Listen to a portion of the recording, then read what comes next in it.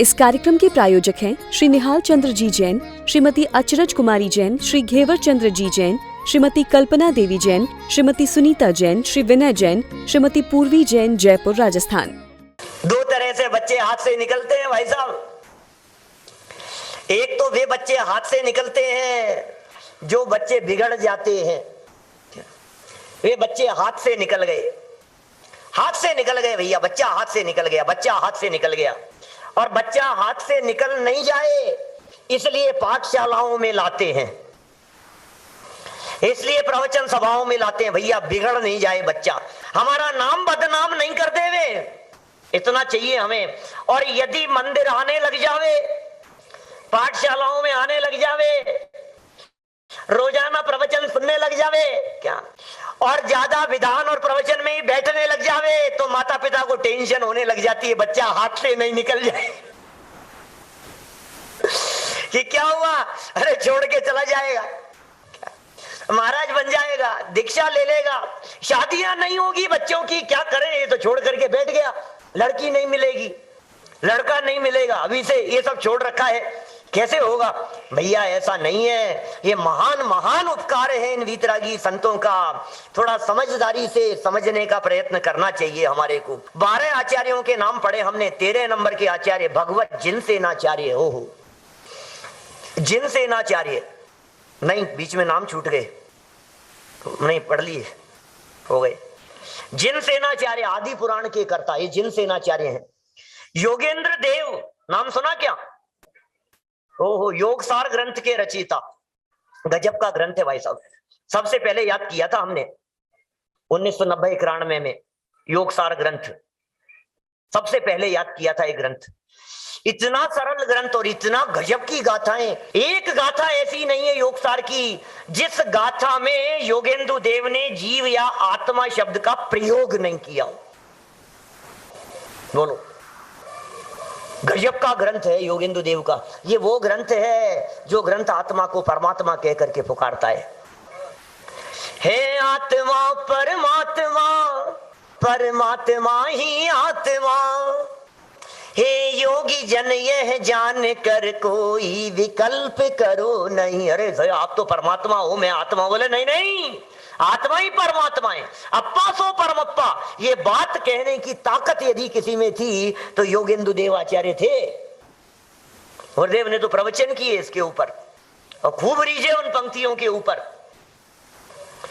हर पाप को सारा जगत ही बोलता यह पाप है, पर कोई विरला बुध कहे कि पुण्य भी तो। ये वीतरागी संत हजार वर्ष पहले, 1500 साल पहले, 1200 साल पहले ऐसी बातें लिख करके चले गए।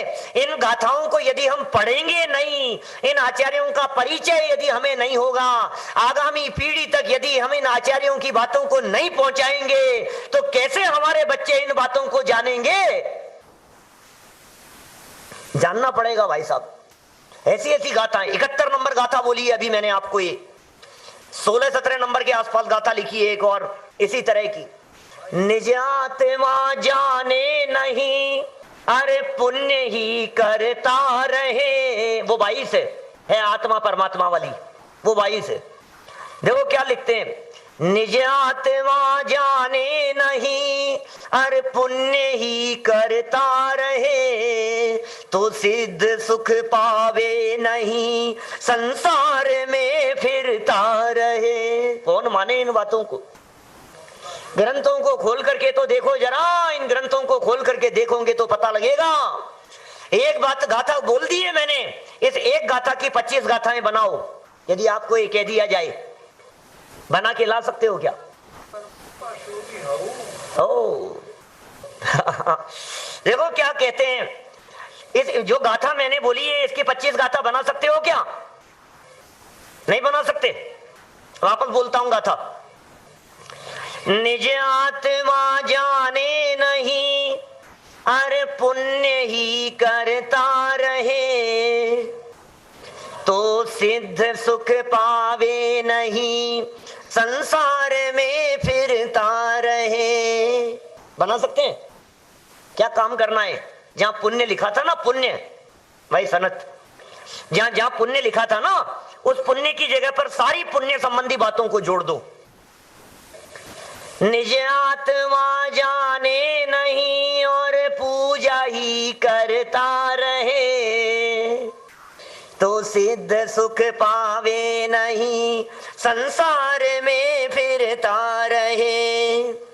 निज आत्मा जाने नहीं और दान ही देता रहे, निज आत्मा जाने नहीं और भक्ति ही करता रहे, निज आत्मा जाने नहीं उपवास ही करता रहे, निज आत्मा जाने नहीं तीर्थ बंदना करता। कितने ही लगा लो ना, क्या होगा उससे? अरे साहब कितनी तीर्थ वंदनाएं की, अरे भाई साहब कितने उपवास किए, अरे कितने व्रतों को पाला, कितनी मालाएं फेरी, कितने जाप किए, कितने विधान रचाए, कितने मंदिर बनवाए, कितने कितने काम किए हमने। कि एक बात बता, तूने आत्मा जाना कि नहीं? बोले बस वो ही रह गया वो ही रह गया।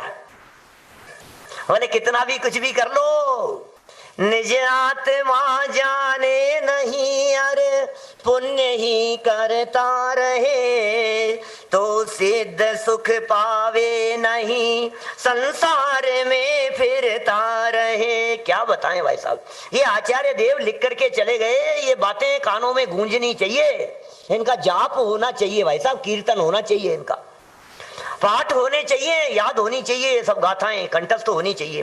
बच्चों को याद कराओ, कुंद शतक याद कराओ, छेड़ाला याद कराओ, योग सार ग्रंथ ये पद्यानुवाद याद कराओ, समय सार कलश याद कराओ। मंदिर में लिखवा जाओ, मैं तो हृदय में लिखाने की बात कर रहा हूँ पंडित जी। मैं तो कह रहा हूँ मस्तिष्क में लिखाओ। क्या मंदिरों में तो कहां पढ़ते हैं। प्रभा चंद्राचार्य प्रमेय कमल मार्तंड, ऐसा जबरदस्त न्याय का ग्रंथ है इनका लिखा हुआ। गुणभद्र स्वामी आत्मानुशासन बहुत सालों पहले हमने चलाया था, 2008-10 के आसपास। आत्मानुशासन गजब का ग्रंथ है गुणभद्र स्वामी का। वीर नंद्याचार्य चंद्र प्रभ चारित्र वगैरह लिखा है इन्होंने, आचार सार इनका ग्रंथ है। पद्मनंदी आचार्य, पद्मनंदी पंचविंशति का जिनके द्वारा लिखा गया ग्रंथ है। विद्यानंद स्वामी श्लोक वार्तिक, तत्वार्थ श्लोक वार्तिक, प्रमाण परीक्षा, आप्त परीक्षा, ऐसे ग्रंथ ये विद्यानंदी आचार्य के लिखे हुए हैं। अनंत वीर्य स्वामी प्रमेय रत्नमाला के कर्ता। आचार्य माणिक्य नंदी, नाम जानते हैं क्या? माणिक्य नंदी क्या लिखा इन्होंने, क्या पता? परीक्षा मुख के कर्ता है माणिक्य नंदी आचार्य। शुभ चंद्राचार्य देव, ओहो कैसे कैसे नाम है, ज्ञानार्णव, पांडव पुराण वगैरह ये इनके द्वारा लिखे गए हैं। अमृत चंद्राचार्य देव को तो जानते होंगे, अमृत चंद्राचार्य देव। अमृत चंद्राचार्य देव नहीं होते तो कुंदाचार्य देव की गाथाओं का हृदय में से अर्थ कौन निकालता, मर्म कौन निकालता। समय सार ग्रंथ के सफल टीकाकार अमृत चंद्र सूरी, कनक नंदी आचार्य, मेघ चंद्र, वादीराज सूरी, ऐसे ऐसे नाम है, नाम ही नहीं सुने होंगे। एक ही भाव स्तोत्र लिखा वादीराज सूरी ने। मानतुंगाचार्य देव तो बहुत प्रसिद्ध हैं, किस लिए? बीमारियां दूर करने के लिए है? नहीं, हाँ वही तो भक्तामर से तो इलाज की बात कह रहा हूं भक्तामर से इलाज हो रहा है कि नहीं? अरे अकेले मानतुंगाचार्य इलाज करने वाले हैं क्या? अभी तक जो मानतुंगाचार्य के पहले मैंने 26 आचार्यों के नाम बतलाए हैं, वे भी इलाज करने वाले हैं, वे भी इलाज करने वाले हैं। कराना है क्या? पहले बताओ बीमारी क्या है?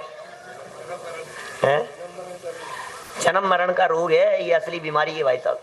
हमें बीमारी का ही पता नहीं है, कोई तकलीफ तो नहीं है। अभी विवेक जी पूछ रहे थे कोई तकलीफ तो नहीं है पंडित जी, कोई दिक्कत तो नहीं है पंडित जी, सब आराम। यहाँ कैसा लग रहा है कि बहुत अच्छा लग रहा है हमारे को, कोलारस में अच्छा लग रहा है, मुक्ति में जाने की क्या जरूरत है? क्या कोलारस में अच्छा लग रहा है, शिवपुरी क्यों जाएंगे? क्या भाई, जब कोलारस पसंद नहीं आएगा तभी शिवपुरी पसंद आएगा। यहाँ के बाद शिवपुरी का कार्यक्रम है ना हमारा मुक्तिपुरी है मेरा धाम, अमृतचंद्र और ये सब आचार्य हो गए। मानतुंगाचार्य देव की चर्चा कर रहे थे अपन तो। भक्तामर स्तोत्र, विशुद्ध भावना से भक्तामर स्तोत्र लिखा उन्होंने। हमारी ही निगाह खोटी थी, दृष्टि खोटी थी कि हमने उस भक्तामर स्तोत्र को भी राग रंग का साधन बना लिया। भक्तामर स्तोत्र पे भी प्रवचन है, हमारे ऑडियो प्रवचन है, उपलब्ध है यूट्यूब पर। एक भी श्लोक ऐसा नहीं है जिसमें उन्होंने कर्तावाद का पोषण किया हो। एक भी श्लोक ऐसा नहीं है जिसमें उन्होंने बीमारियों की और इधर उधर की व्यर्थ की चर्चाएं की हो। लेकिन पता नहीं क्या हो गया है, आपको कोई संकट आ जाए तो 47वां पढ़ लेना, 47वां पढ़ लेना, पक्का गारंटी देता हूं आपको। 47वां पढ़ने के बाद में आपकी तकलीफ नहीं मिटे तो देवेंद्र जी साहब, पक्का। पंडित जी आप क्या कह रहे हो आप यहां बैठ करके? कि नहीं नहीं सच कह रहा हूं। लेकिन ये मानतुंगाचार्य वाला 47 नहीं, अमृत चंद्राचार्य वाला 47 क्या वो कौन सा है? बोले वो 47 शक्तियां हैं। वो 47 है, जीवत्व शक्ति, चिति शक्ति, दृष्टि शक्ति, ज्ञान शक्ति, सुख शक्ति, वीर्य शक्ति, प्रभुत्व शक्ति, विभुत्व शक्ति, सर्वदर्शित्व शक्ति, सर्वज्ञत्व शक्ति, स्वच्छत्व शक्ति, प्रकाश शक्ति, असंकुचित विकासत्व शक्ति, अकार्य कारणत्व शक्ति, परिणाम परिणामकत्व शक्ति, त्यागोपात, ये शक्तियां हैं एक से। ये 47 पढ़ो जरा एक बार, इस 47 का चिंतन करो। जब भी कोई बीमारी आए 47वें का चिंतन करना, 47 का चिंतन करना, आपको बीमारी गायब हो जाएगी। पंडित जी साहब सही कह रहा हूं ना? कोई संकट आ जाए, कोई तकलीफ आ जाए, आप 47 शक्तियों का विचार करो, इस अंदर में बैठी हुई शक्तियों का विचार करो। उन शक्तियों की पावर से आपको बीमारी नहीं दिखाई देगी। बीमारी है क्या? जिसमें बीमारी का प्रवेश नहीं होता है, ऐसा चैतन्य तत्व दिखाई देगा। धर्मभूषण यति न्याय दीपिका पढ़ाते हैं हमारे महाविद्यालय में। जयसेनाचार्य, जानते हैं जयसेनाचार्य को? नाम सुना है क्या? हाँ, समय सार के टीकाकार, तात्पर्य वृत्ति के टीकाकार, तात्पर्य वृत्ति लिखने वाले, समय सार, प्रवचन सार, पंचास्तिकाएं, ये 3 ग्रंथ जिनके माध्यम से लिखे गए। और सुनो, मल्लिशेनाचार्य, सकल कीर्ति, ऐसे ऐसे ग्रंथ लिखे। मूलाचार प्रदीप और कितने चरित्र ग्रंथ लिखे इन्होंने सकल कीर्ति ने। माने श्रीपाल चरित्र है, सुकुमाल चरित्र है, सुदर्शन चरित्र है, जम्बू स्वामी चरित्र है, ये सब इन्हीं के लिखे हुए हैं। वर्धमान चरित्र, शांतिनाथ चरित्र, यशोधर चरित्र, ये सब इनके लिखे हुए हैं, सकल कीर्ति आचार्य के। और अंतिम नाम इन्होंने दिया है वादीप सिंह आचार्य। इनका नाम सुना है क्या किसी ने? क्षत्र चूड़ामणि वाले, क्षत्र चूड़ामणि वाले ये आचार्य वादीप सिंह स्वामी। चलिए आगे बढ़ते हैं, थोड़ा सा प्रकरण को बढ़ाते हैं। जितने यहाँ लिखे गए हैं इन सब आचार्यों को भट्टारकों ने भी माना है। यहाँ तक कि मूर्तियों की प्रतिष्ठा कराते समय अपने को कुंद कुंदादि आमनाय का बतलाया है। मूर्तियों पर भी कुंद कुंदादि आमनाय मूर्ति प्रतिष्ठित की, ऐसा लिखा है। फिर भी घोर आश्चर्य, फिर भी उनकी आमनाय से विरुद्ध जिन 35 आचार्यों के नाम लिखे हैं, और भी बहुत सारे आचार्य हो सकते हैं, ये तो लिख दिए थोड़े बहुत नाम, इनकी आमनाय का अपने को बतलाया। फिर भी उनकी आमनाय के विरुद्ध पंचामृत अभिषेक, प्रतिमा के चरणों पर केसर लगाने तथा सचित पुष्प चढ़ाने का विधान करते हैं। आश्चर्य की बात यह है कि अपने को कुंद कुंदादि के आमनाय के बतलाकर भी अपने स्वार्थ से, जिसका उल्लेख उन्होंने नहीं किया, इन आचार्यों ने, किसी भी आचार्य ने नहीं किया, जिन आचार्यों के नाम बतलाए हैं, उनके उसके प्रचार रूप उतारू हो जाना और भोले जीवों को अपने जाल में फंसाना, इनने अपना कर्तव्य समझा। इन बड़े बड़े आचार्यों ने जो पुरातन एवं मूल संघ में हुए हैं, कहीं पर भी पंचामृत अभिषेक, चरणों में केसर तथा पुष्प चढ़ाने का विधान तक नहीं किया। और उनके सांप्रदायिक कहलाकर पंचामृत अभिषेक व केसर, पुष्प, चमर आदि विपरीत बातों का प्रतिपादन कर कुंद कुंद के नाम पर अर्थात शुद्ध आमनाय के नाम पर पानी फेर दिया। पानी फेरना है।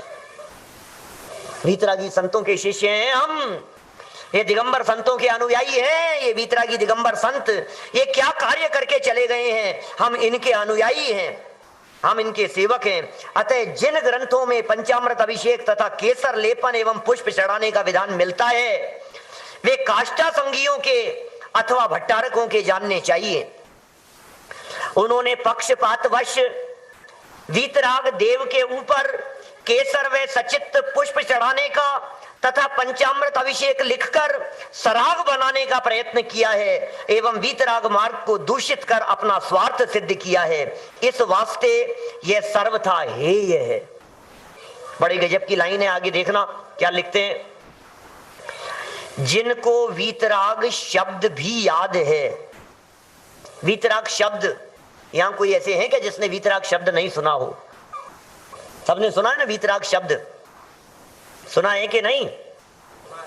आवाज ही नहीं आ रही, सुना है ना?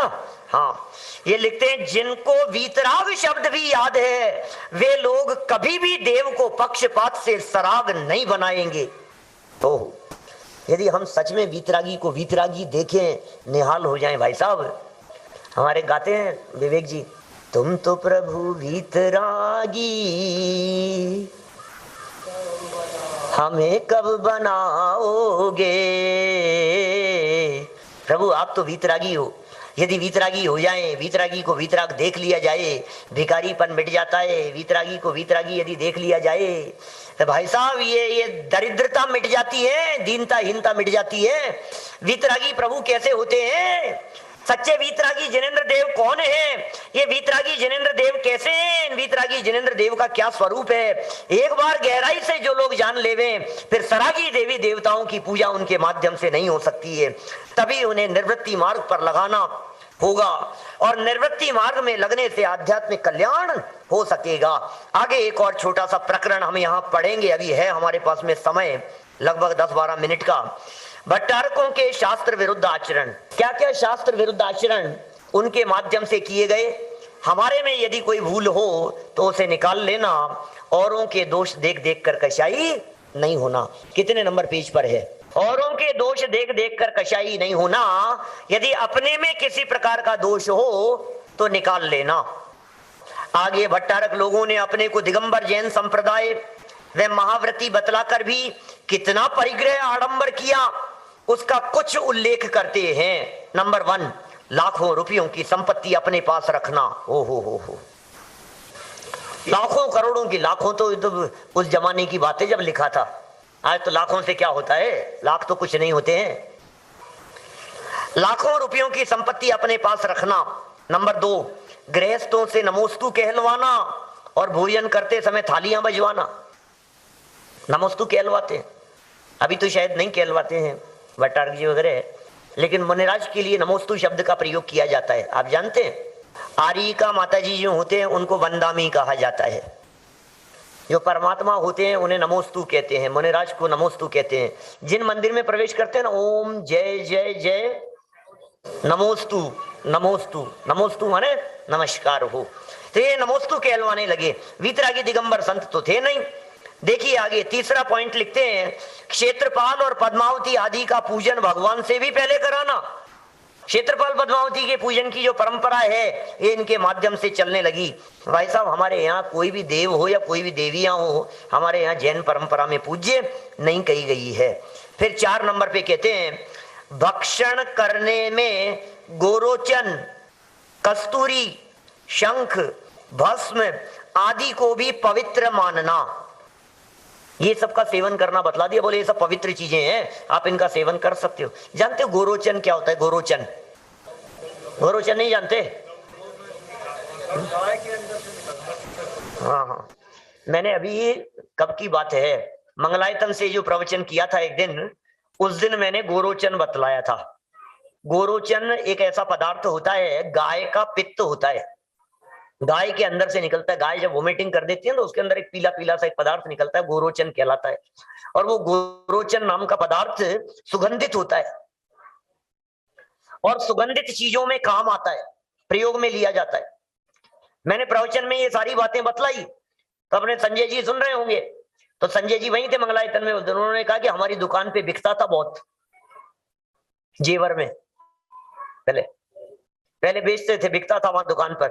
ये जो लगाते हैं ना, तिलक वगैरह लगाते हैं, इनमें मिलाते हैं, वो उस चीज यहाँ भी आता होगा गोरोचन, मंदिर में आता होगा, यहाँ दवाइयों वगैरह में, इनमें सुगंधित पदार्थ है। तो बोले उसमें कोई दोष नहीं है, आप ले सकते हो। इसी तरह से कस्तूरी, हिरण की नाभि में से निकलती है। शंख, 2 इंद्रिय जीव का शरीर है शंख, भस्म इनको पवित्र बताने लगे।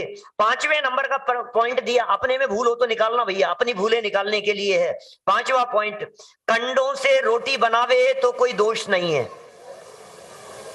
कंडे में बाटियां वगैरह बनती है, गाय के गोबर वगैरह में, कंडे में, उनमें जो बाटियां बनती है महाभक्ष्य है, खाने योग्य नहीं है। त्रस जीवों की उत्पत्ति है उसमें, असंख्यात त्रस जीव उत्पन्न होते हैं गाय के गोबर में, और वो सूख जाता है तो उसमें कैसे त्रस जीव रहते हैं, और उनमें बाटियां बन रही है, रोटियां बन रही है, सिक रही है। कई लोग कहते हैं अरे पंडित जी उसका तो स्वाद ही कुछ अलग ही होता है। अगर क्यों नहीं होगा, त्रस जीवों का मिश्रण जो है उसमें। ये कह रहे हैं यहां पर ये इसमें कोई दोष नहीं है, ऐसा उन्होंने कहा, ऐसा प्रतिपादित किया। रात्रि में यदि दवाई ली जावे तो भी कोई दोष नहीं है। 7 नंबर बिंदु, द्विदल का न मानना, वो लोग द्विदल ही नहीं मानते थे, अब द्विदल तो महाभक्ष्य। मैं पूछता हूं आलू खाने में ज्यादा दोष है या बेसन की दही वाली कड़ी खाने में ज्यादा दोष है? अरे भाई आजकल क्या है एक्चुअल में, मैं मालूम है मुमुक्षुओं की सभा में बैठा हूं, मैं तो हमारे घर में ही कंफ्यूज रहते हैं हम तो, बनती नहीं है, जन्म से नहीं बनी, मतलब बहुत बचपन में कभी बनी होगी। अब जो कड़ी बनती है ना, तो हम तो जहां जाते हैं वहां कड़ी तो खाते हैं, लेकिन वो गेहूं के आटे की बनती है, वो बेसन की नहीं बनती। या फिर वो बनती है तो दही की नहीं बनती, बिना दही की बनती है, नींबू की बनती है, अमचूर की बनती है, आंवले की बनती है, कड़ी। अब कड़ी है, अपन तो सब खाने कड़ी खाने वाले हो गए हम तो। ये क्या, किसमें ज्यादा दोष है बोलो, आलू में ज्यादा है कि इसमें ज्यादा है? यहाँ बैठ करके कुछ लोग तो कह रहे हैं, लेकिन जरा समाज में पूछो जरा तो कहेंगे अरे आलू तो महाभक्ष्य। अरे आलू खाने में मांस का पाप नहीं लग रहा है, ये द्विदल खाने में मांस भक्षण का पाप लग रहा है। और उसे निर्दोष प्रतिपादित कर दिया कि इनमें किसी प्रकार का कोई दोष नहीं है। ओहो, 10 प्रकार के कुदानों के लेने से भी कोई दोष नहीं है, ऐसा कहना। अनेक प्रकार के खोटे दान लेने में कोई दोष नहीं है, ऐसा कहने लगे। भगवान के अभिषेक के लिए गायों का दान करना चाहिए, लो गौदान। द्विदल का खंडन तो खूब करिए हमने पहले, अब क्या खुलासा करें भाई साहब, ये तो तरह से जीव पैदा हो जाते हैं। दही की बनी हुई खड़ी के अंदर यदि आपके मुंह में बनी हुई लार यदि उसमें थूक दी जाए तो आपको ऐसे लटें ऐसी चलती तड़पती हुई नजर आएगी, बस और क्या कहूं। दही बड़े वही चीज है, दही बड़े हो जाए क्या फोटोग्राफर साहब, क्या समझ में आ रही है बात? हिंदुओं के खाने लायक नहीं है, समझ में आ रही है बात? दही बड़े प्रैक्टिकल करके देखना।